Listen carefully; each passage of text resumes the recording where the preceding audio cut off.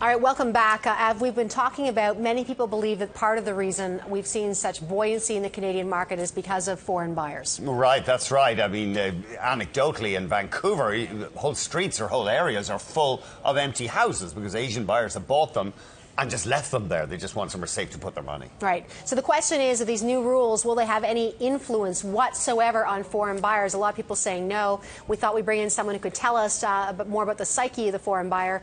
Tony Ma is a broker of record with Home Life Landmark Realty, and you work with a number of foreign buyers coming into Canada. It's nice to have you here.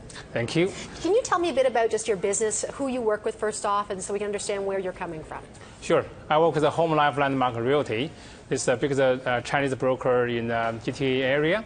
And back in 2010 to 2011, about 15% to 20% of our business are directly from Chinese market, yeah. Okay. 2011, sorry, how much of your business was? About 20%. We have buyers directly from China and buying properties here in GTA.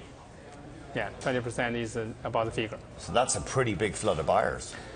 Well, as a matter of fact, that when we talk about the numbers, when we talk about the buyers from China buying the property here, half of them already have a connection with Canadian market. Their kids study in Toronto, U of T, York University, and they have families that live here. So I always say that when we talk about the offshore pure buyers, they have no connection with Toronto, with Canada. I would say that figure will be much less, about 5 to 6%. I call them offshore pure investors. And that's just China, or that would include Japan and Hong Kong and Germany and other parts of the world, Israel, for example, where buyers have been buying condos in Toronto as well? Well, because I'm Chinese and we have the biggest Chinese broker in Toronto, so I can only speak for Chinese market and the buyers directly from Chinese in background. Let me ask you then, the news today, and again, this is one news point that's been happening for a while, the tightening up of the mortgage market. Yeah. What impact does that have on Chinese buyers coming to Toronto? Well, first of all, when you look at that, it's a big change to the rules, but when you read the detail, I don't think that's going to have a big effect to the Chinese buyers and our business as a whole, because the amortization rate is going to reduce from 30 years to 25 years.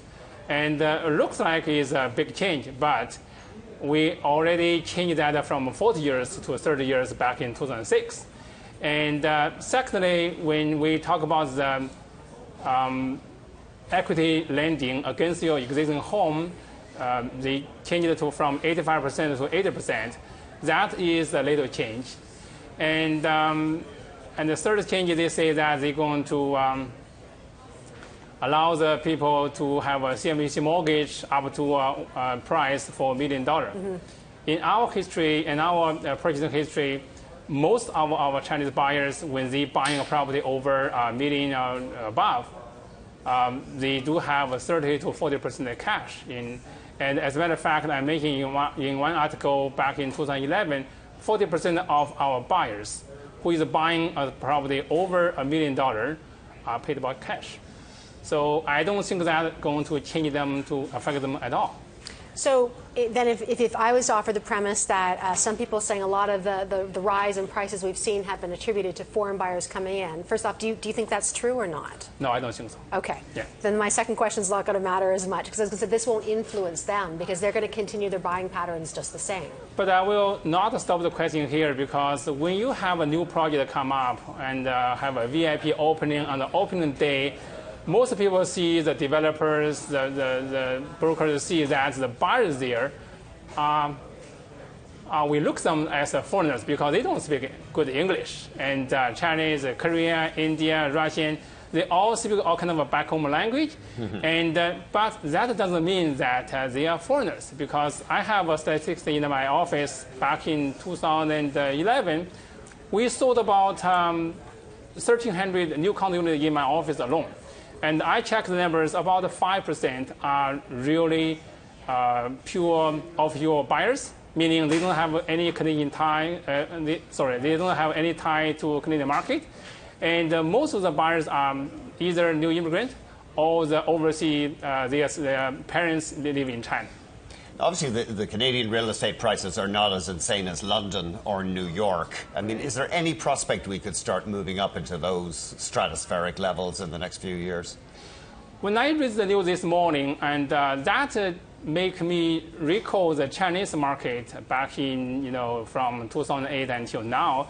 Chinese government have changed the policy over the 10 times. They want to control the market. I think that is a good move.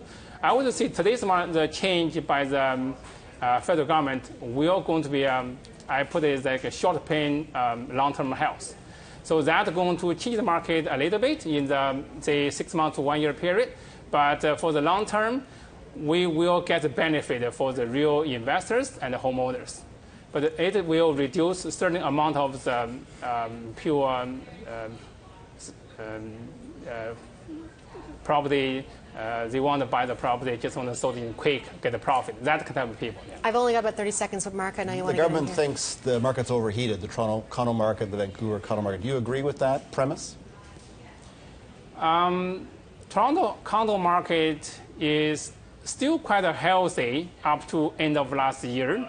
But today's market, it is a little hit. I would say not only condo market, the housing market overall is overheated.